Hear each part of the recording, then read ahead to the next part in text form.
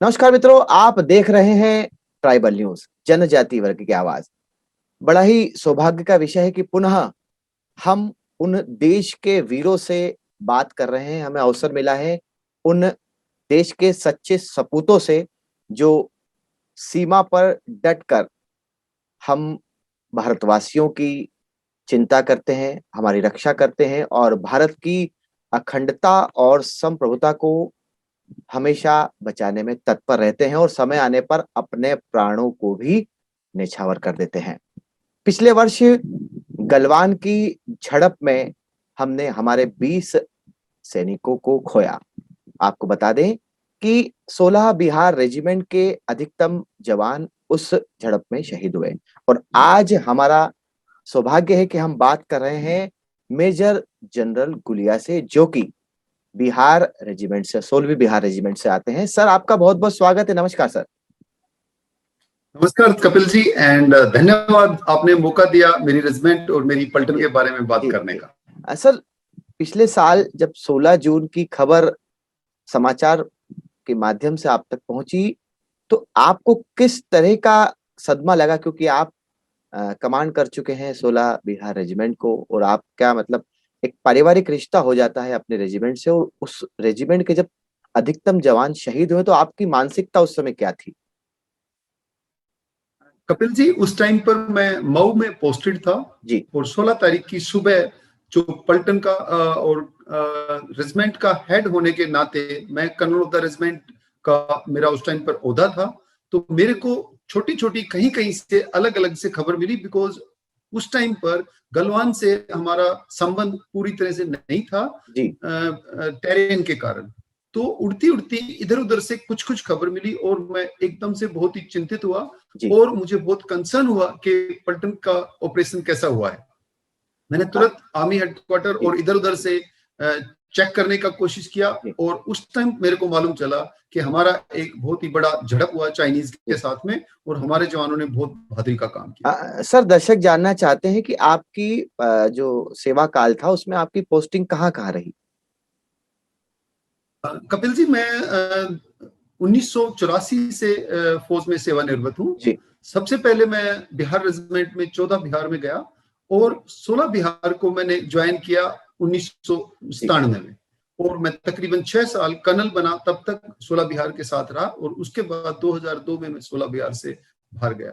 इस दौरान में मैंने तकरीबन हर एक इलाका जो देश का फील्ड एरियाज बोलते हैं, चाहे पूरी नॉर्थ ईस्ट सिस्टर्स, सिक्किम और जम्मू कश्मीर या राजस्थान और कच्छ, रण, गुजरात का इलाका, सब जगह मुझे मौका मिला सेवा करने का।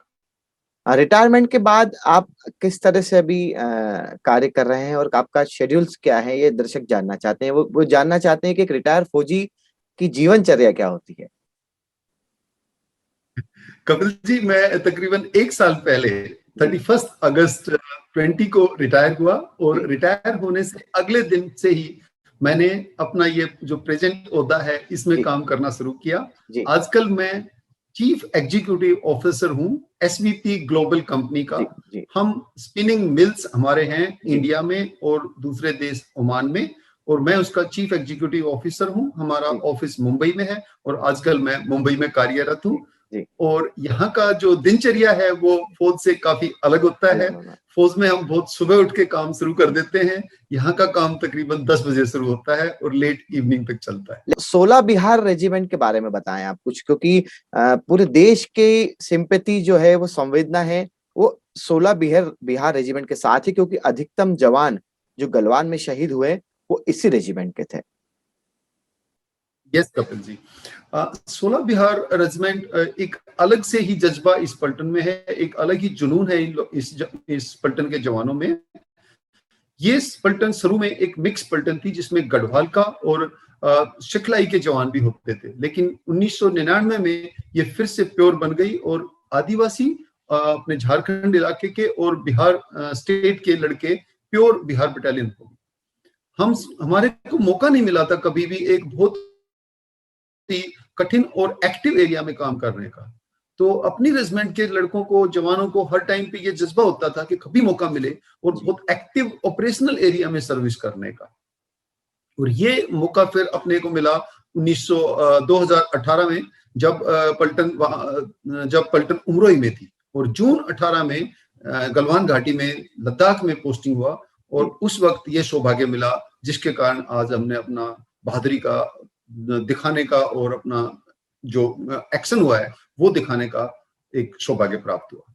सर, लगभग 6 दशकों से चीन से हमारी तनातनी चलती आ रही है और सीमा विवाद ये आज का नहीं है, इसे लगभग 60 वर्ष से भी ज्यादा हो चुके हैं।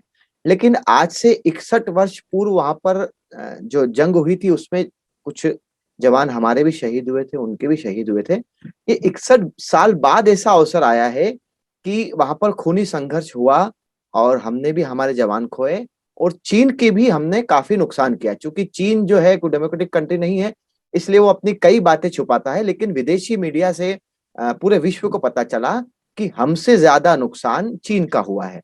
तो भविष्य को देखते हुए सेना की, सरकारों की क्या रणनीति है कि सीमा पर इस तरह के विवाद ना हो, हमारा कम से कम नुकसान हो?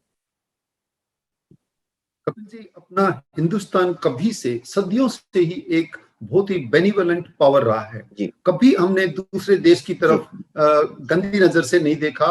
अगर हमने अपना धर्म भी फैलाया है, बौद्ध धर्म और कुछ भी है, तो सिर्फ धर्म की तरफ से गए, कभी अपना फ्लैग कभी नहीं गया उधर। दैट मीन्स हमने कभी उधर सेना की तरफ से जाके पहले उस देश को नहीं जीता और बाद में धर्म फैलाया।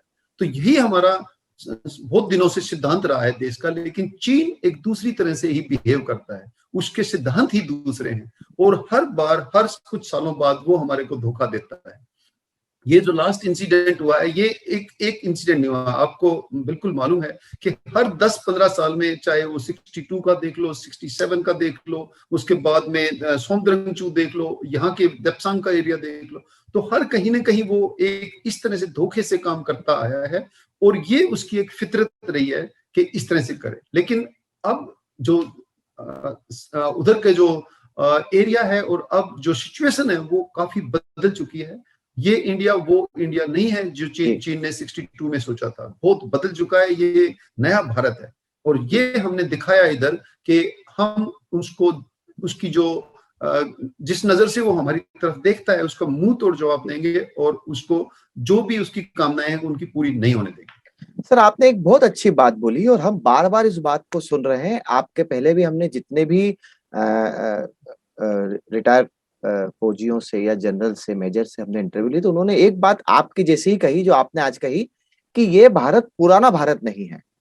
तो अब दर्शक ये जानना चाह रहे हैं कि पुराने भारत में और आज के भारत में इच्छा शक्ति किस प्रकार बढ़ी है? सरकारों की इच्छा शक्ति बढ़ी है, सैन्य ताकत बढ़ी है, सैन्य जो औजार उनको मिलने से उनकी ताकत बढ़ी है, या सरकारों की इच्छा शक्ति के कारण हमारी सेना को ताकत मिली है? ये एक बड़ा बहुत महत्वपूर्ण प्रश्न है सर। सबसे पहले तो मैं इसमें कहूंगा कपिल जी कि ये जो सोच है वो हमारी बदली है। हम सदियों से एक डिफेंसिव फोर्स की तरह से रहते आए थे कि कोई आएगा, अटैक करेगा और हम अच्छे से उसको डिफेंस करेंगे, रक्षा करेंगे। लेकिन पिछले 15-10-12 साल से ये चेंज आया है कि डिफेंस करके कोई भी जीता नहीं है आज तक। तो हम एग्रेसिव हुए हैं, हम ऑफेंसिव में गए हैं जहां भी हमारे को किसी ने ललकारा है, और वो ललकार चाहे वो पाकिस्तान की तरफ से हो, चाहे चाइना की तरफ से हो। आपने इंसिडेंट आफ्टर इंसिडेंट, एक घटना के बाद दूसरी घटना देखी है। जब भी किसी ने अभी हमारी तरफ दुस्साहस किया है, उसका हमने बढ़ चढ़ के और उससे भी ज्यादा ताकत के साथ उसका जवाब दिया है। और ये जो मैसेज अब हमारी फौज और हमारे देश और हमारी गवर्नमेंट देना चाहती है, ये अच्छे से हमारे जो पड़ोसी देश जिनके साथ हमारे संबंध ठीक नहीं है, उनको ये मैसेज जा चुका है। और आगे भी अगर ऐसा कभी भी होगा तो ये सेना इतनी सक्षम है कि उसका मुंह तोड़ जवाब देगी और बैठ के नहीं देखेगी उसको। सर, हमारे देश की सामरिक ताकत बढ़ी है, इसका भी प्रभाव सेना की ये पॉलिसी पर आया, एग्रेशन पॉलिसी पे, कि हाँ कि हम एग्रेशन अब दिखा सकते हैं क्योंकि हम ताकतवर हो चुके हैं? बिल्कुल सही बात है कपिल जी। अगर आप सिर्फ सोच से ही बात नहीं बनती है, जब तक आपके पास रिसोर्सेज ना हो, जब तक साधन ना हो, तो सोच को जो सपोर्ट करती है उसके साथ में जो उसको सहायता देती है वो है रिसोर्सेज। और जैसे आपने बताया कि सामरिक शक्ति अपनी कुछ सालों में बहुत बड़ी है, क्योंकि गवर्नमेंट ने मिलिट्री की तरफ ध्यान देना शुरू किया है, ज्यादा फंड्स अलॉट करने शुरू किए हैं। जो बहुत दिनों से हमारे प्रोजेक्ट खाली पड़े हुए थे, अप्रूव नहीं हो रहे थे, वो अप्रूव हो गए हैं। हमारे को हथियार मिलना शुरू हो गए हैं, और जो इंडिजीनियस प्रोडक्शन हुआ है वो शुरू हो गया है। अपना सर्विलेंस की ताकत बढ़ी है, अपनी फायरिंग की ताकत बढ़ी है, और जवान में हमारे में कभी कमी नहीं थी किसी भी। राइट फ्रॉम बिगनिंग, जब से अपनी फौज शुरू हुई है तब से लेके सबसे बड़ी ताकत इस इंडियन आर्मी की है जवान इसका। और उस जवान को जब पीछे से सपोर्ट मिलती है रिसोर्सेज की, तो कोई भी काम इसके लिए असंभव नहीं होता। और ये 16 बिहार ने आपको गलवान में करके दिखाया। सर 16 बिहार रेजिमेंट के जो हमारे जो शहीद जवान हैं, साथ ही अन्य रेजिमेंट के भी शहीद जवान हैं, हम चाहते हैं कि इस साक्षात्कार के माध्यम से आप सभी परिवार को संवेदना प्रकट करें अपने शब्दों से, क्योंकि आप उन परिवारों के नजदीक हैं। हम जो सिविलियंस होते हैं, जो आम जनता होती है, उनकी संवेदना तो होती है, लेकिन चूंकि आप उन सभी को कमांड किया है आपने, और एक पारिवारिक रिश्ता होता है, तो आपकी संवेदनाएं उन परिवारों तक हम इस साक्षात्कार के माध्यम से पहुंचाएंगे, और वो उन्हें बहुत बहुत ढाढ़स बनाएंगी। फौज की एक बहुत बड़ी खासियत है कि जिस दिन से हम और हमारा जवान फौज में भर्ती होता है, उस दिन से लेके जब तक वो रिटायर होता है, और उसके बाद में भी हम उसका एक हमारा लगाव होता है। हमारे जवान हमारे साथ सेवा में काम कर रहा हो या सेवानिवृत्त हो या उसकी फैमिली हो, उसके साथ हर वक्त हमारा ये जोड़ बना रहता है। और इसी जोड़ के नाते जो कंसर्नमेंट होता है वो उस परिवार का एक मुखिया होता है। और उस मुखिया के नाते मैं ये बताना चाहता हूँ, मैसेज देना चाहता हूँ सभी फैमिलीज को, कि आपने एक बहुत बड़ा बलिदान दिया है। आपने बलिदान दिया है देश के लिए, आपने बलिदान दिया है रेजिमेंट के लिए, आपने इस देश और रेजिमेंट का नाम ऊंचा किया है। हम आपके साथ हमेशा रहे थे और हम आपके साथ हमेशा रहेंगे। और ये हम हर साल जब आपसे मिलते हैं तब दिखाते हैं। एक मिलन होता है कपिल जी हमारा हर साल अपने सेंटर में दानापुर में है वहां पर, और सभी वीर नारियों से, उनके परिवारों से हम मिलते हैं, उनके बारे में हम जानकारी हासिल करते हैं। और एक एक परिवार को हमने अडॉप्ट कर रखा है यूनिट वाइज। अपनी यूनिट को अडॉप्ट करती है। जवान छुट्टी जाता है तो वो उसके घर मिलने जाता है, और ये पूरा चेक करने जाता है कि वो सब ठीक ठाक है। अगर कोई दिक्कत है तो हम हर टाइम पे उस पर तत्पर खड़े रहेंगे, और आपका जो बलिदान है वो कभी जाया नहीं जाएगा। हम उसके लिए सैल्यूट करते हैं, हम उसके आभारी हैं। सर हम भी आपकी जो सेवा काल है उसको सैल्यूट करते हैं, आपके जीवन के त्याग को, बलिदान को हम सैल्यूट करते हैं।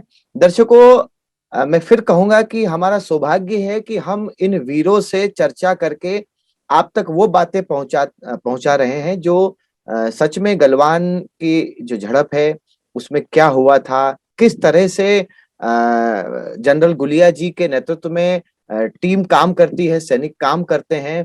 और सर बहुत बहुत धन्यवाद, आपने हमें समय दिया, आपके जीवन का अमूल्य समय हमने लिया है, और आगे भी भविष्य में भी इस तरह की चर्चाएं हम करते रहेंगे, और दर्शकों तक जो देश की सैन्य ताकत है और जो आप जो बलिदान देते हैं देश की संप्रभुता को बनाने के लिए, जो देश की सीमाओं की चौकसी करते हैं, जो सीमाओं की रक्षा करते हैं, इनकी जानकारी हम हमारे दर्शकों तक पहुंचाते रहेंगे। आपका बहुत बहुत धन्यवाद सर, नमस्कार।